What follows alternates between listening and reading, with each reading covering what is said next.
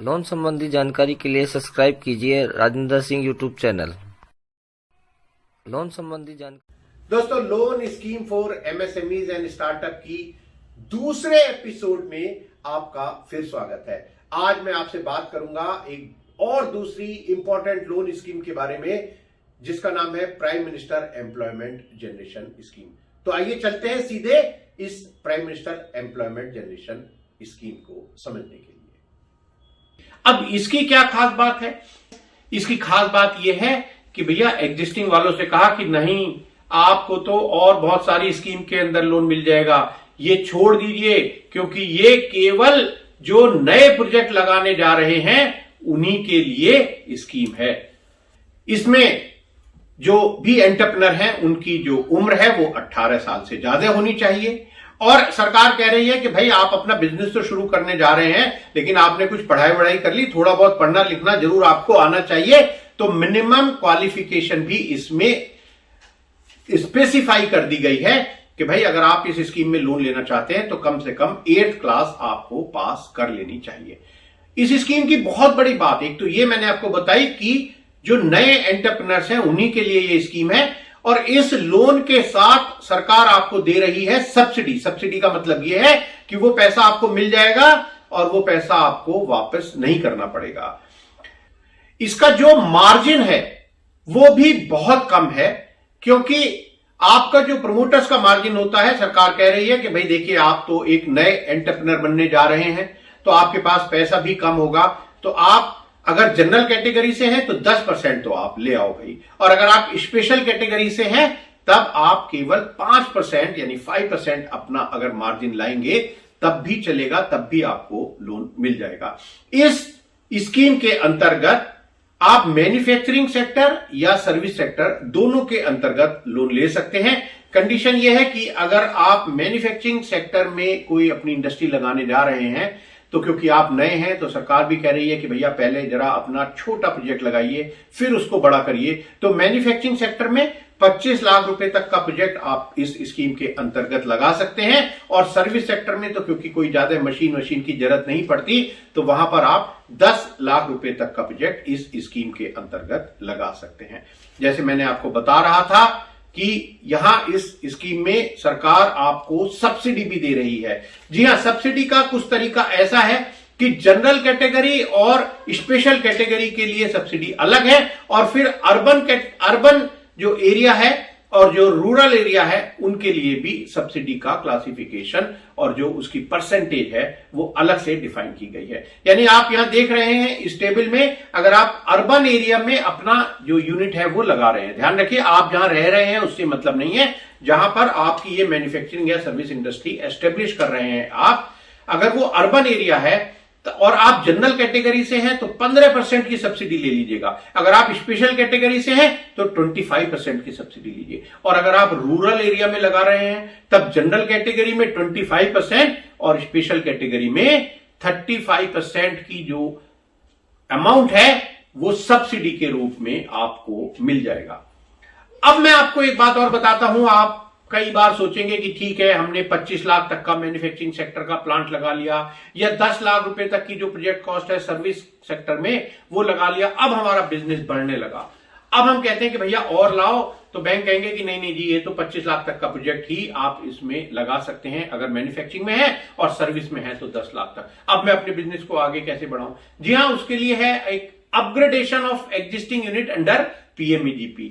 इसमें कंडीशन यह है कि आपने पहला लोन लिया, आपने उसको पे कर दिया, आप प्रॉफिटेबल अपना बिजनेस चला रहे हैं पिछले 3 साल से, उस कंडीशन में आप मैन्युफैक्चरिंग का जो प्रोजेक्ट है वो 1 करोड़ तक और सर्विस सेक्टर का प्रोजेक्ट 25 लाख तक का लगा सकते हैं इस अपग्रेडेशन स्कीम के अंतर्गत पीएमईजीपी में। और यहां पर जो मार्जिन मनी है वो सबके लिए बराबर है। उन्होंने कहा कि भाई देखिए शुरू में तो ठीक था, हमने मार्जिन थोड़ा कम कर दिया था जो स्पेशल कैटेगरी के हैं, अब तो आप सभी बिजनेस में आ गए हैं, अब सबको 10% मार्जिन अपना लगाना होगा। यहां पर कुछ छोटी छोटी कंडीशन उन्होंने इस अपग्रेडेशन स्कीम के लिए और कहा कि भाई देखिए बिल्डिंग में ज्यादा पैसा खर्च मत करिए, बिल्डिंग कॉस्ट जो है वो आपके टोटल प्रोजेक्ट कॉस्ट की 25% से ज्यादा नहीं होनी चाहिए। आप का जो कैपिटल कॉस्ट है वो 60% और वर्किंग कैपिटल 40% की रेशियो में होना चाहिए। यहां भी सब्सिडी दे रही है सरकार आपको, यानी अपग्रेडेशन कर रहे हैं तो भी उन्होंने कहा कि नहीं नहीं कोई बात नहीं, आप ऐसा मत समझे कि अब आपको सब्सिडी नहीं मिलेगी, हमारी मदद अब भी आपको मिलेगी इस पीएमईजीपी की अपग्रेडेशन स्कीम में। अब जो सब्सिडी है वो थोड़ा दूसरी तरह से मिलेगी। अब रूरल और अर्बन एरिया का क्लासिफिकेशन नहीं है, अब जनरल कैटेगरी और स्पेशल कैटेगरी का भी फर्क नहीं है। अब यह है कि जो सब्सिडी है वो सब जगह 15% मिलेगी, बस केवल जो नॉर्थ ईस्टर्न रीजन है और हिली एरिया है वहां पर यह सब्सिडी 20% के हिसाब से आपको मिलेगी।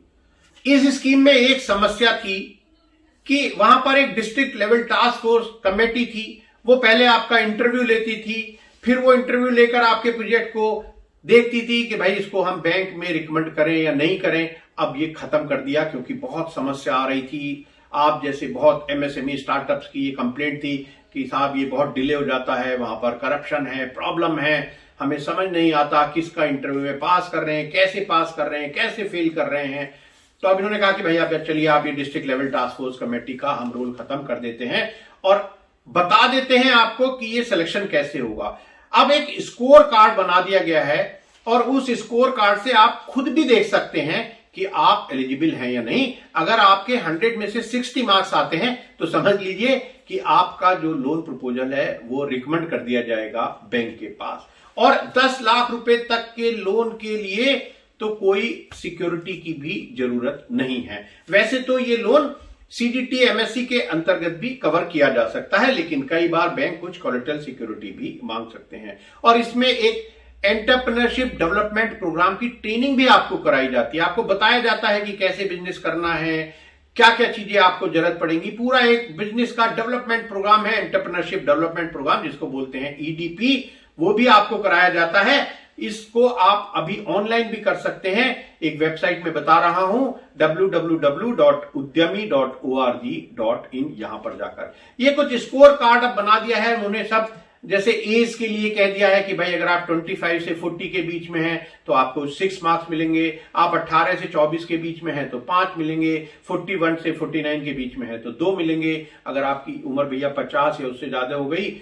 तो आप नए एंटरप्रेन्योर में थोड़े उतने ज्यादा फिट नहीं हैं तो आपको 2 मार्क्स मिलेंगे। इसी तरह नंबर ऑफ डिपेंडेंट्स के मार्क्स हैं, आपके पास अपना घर है या पेरेंटल हाउस है उसके अलग अलग मार्क्स हैं, आप अपने जो एड्रेस है जहां पर आप रह रहे हैं कितने सालों से वहां रह रहे हैं उसके लिए अलग अलग क्लासिफिकेशन है, आपकी एकेडमिक क्वालिफिकेशन, आपका कोई एक्सपीरियंस है अगर बिजनेस में कितने साल का है उसके लिए अलग पॉइंट्स हैं। इसी तरह से ये जो एक स्कोर कार्ड है यहां बना दिया गया है पीएमईजीपी स्कीम के लिए। और अगर आपके 100 मार्क्स में से 60 मार्क्स आ जाते हैं तो आप समझिए कि आपका प्रपोजल बैंक में रिकमेंड होकर चला जाएगा। फिर बैंक को जो अपना ड्यू डिलिजेंस करना होगा इसको आप ऑनलाइन अप्लाई कर सकते हैं, आपको कहीं जाने की जरूरत नहीं है। ये मैं एक वेबसाइट बता दे रहा हूं kviconline.gov.in/PMEGPE पोर्टल, यहां जाकर आप अपना लोन अप्लाई कर सकते हैं ऑनलाइन।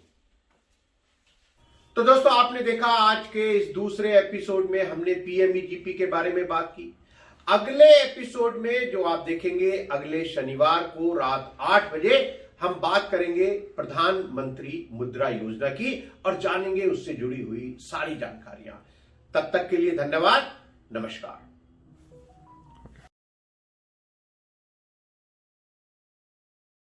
वीडियो पसंद आए तो लाइक शेयर और सब्सक्राइब जरूर करें।